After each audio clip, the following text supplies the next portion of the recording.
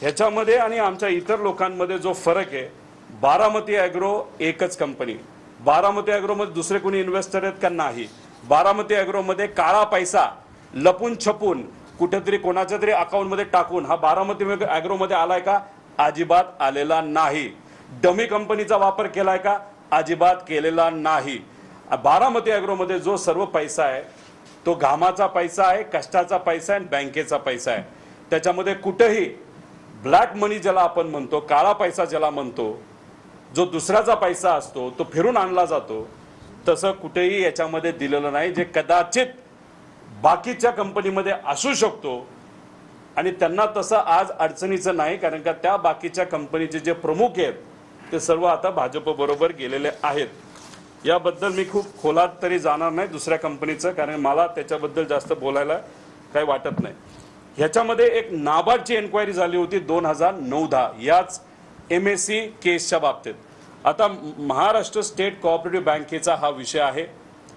याच्यात असं ॲलिगेशन केलं गेलं होतं की तिथं असणारे डायरेक्टर, ज्याच्यामध्ये मोठे मोठे नेते आणि बरेच लोकांची नावं आहेत, त्यांनी एकत्रित बसून एक सर्कल तयार केलं आणि हे सगळे जे महाराष्ट्र स्टेट कोऑपरेटिव्ह बँकेचे जे कारखाने आहेत ते स्वस्तात मित्रांना नाही तर कुटुंबाला दिले, असं ॲलिगेशन हे या केसमध्ये सुरेंद्र अरोरानी केलेलं आहे.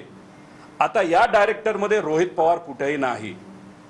तसंच एक तुम्ही सर्वात महत्त्वाची गोष्ट समजून घ्या की ह्याच्यामध्ये कुठेही डायरेक्टर असताना कन्नडला विकलं गेलं नाही. ॲडमिनिस्ट्रेटर 7/5/2011 2 IAS अधिकारी ॲडमिनिस्ट्रेटर तिथं आले, RBIने तिथं नियुक्त केले.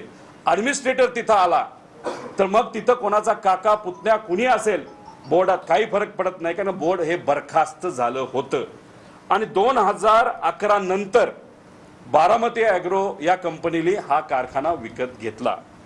आता ह्याच्यामध्ये जर आपण घेतलं तर 12/2/2012 ते ह्याच्यामध्ये एकदा नोटीस आली होती.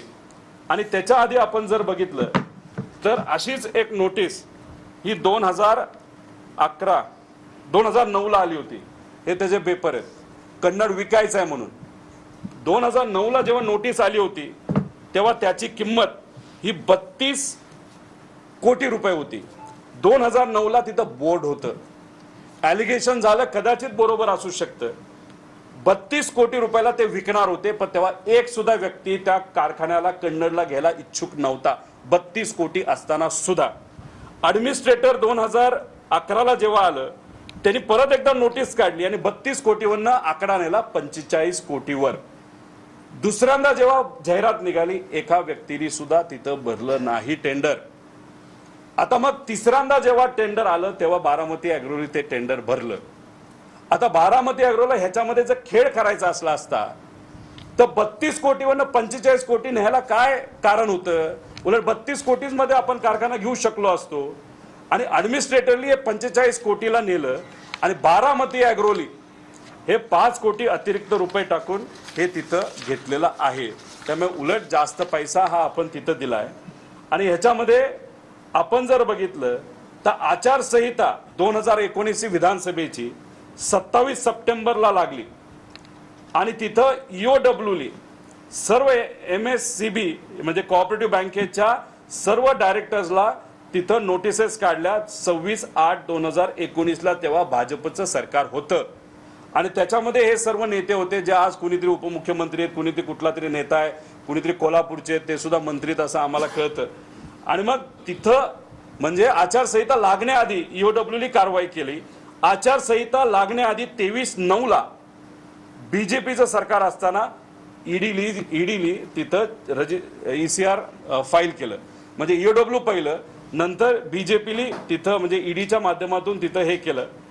आणि त्याच्यानंतर आपण जर बघितलं तर 10/9/2020ला म्हणजे महाविकास आघाडी सरकारच्या काळामध्ये EOWली हा पहिला रिपोर्ट जो क्लोजर रिपोर्ट आहे. क्लोजर रिपोर्ट म्हणजे ही जी केस आहे, हा जो विषय आहे, त्याच्यामध्ये कुठेही काहीही चुकीचं घडलेलं नाही. आणि हा जो रिपोर्ट आहे तो ऑफिशियली आम्ही मिळवलेला आहे. तर या रिपोर्टमध्ये सांगण्यात आलेलं आहे की कुठेही काय चुकीचं हे घडलेलं नाही। हा रिपोर्ट कधी आला तर 10/9/2020 ला। त्यानंतर एसीबी कोर्टने तर रिजेक्ट केलं, काय हरकत नाही। 17/10/2022 ला परत एकदा ईडीली तिथं कोर्टात सांगितलं नाही आम्हाला ऑब्जेक्शन घ्यायचंय। आणि मग त्याच्यानंतर जर आपण बघितलं तर 20/1/2024 ला भाजपचं सरकार होतं, आत्ताचं सरकार होतं, यांनी परत ईओडब्ल्यूचा हा रिपोर्ट तिथं फाईल केला। आणि या ईओडब्ल्यू रिपोर्टमध्ये सुद्धा आम्हाला तिथं क्लीन शीट ही दिली गेली आहे।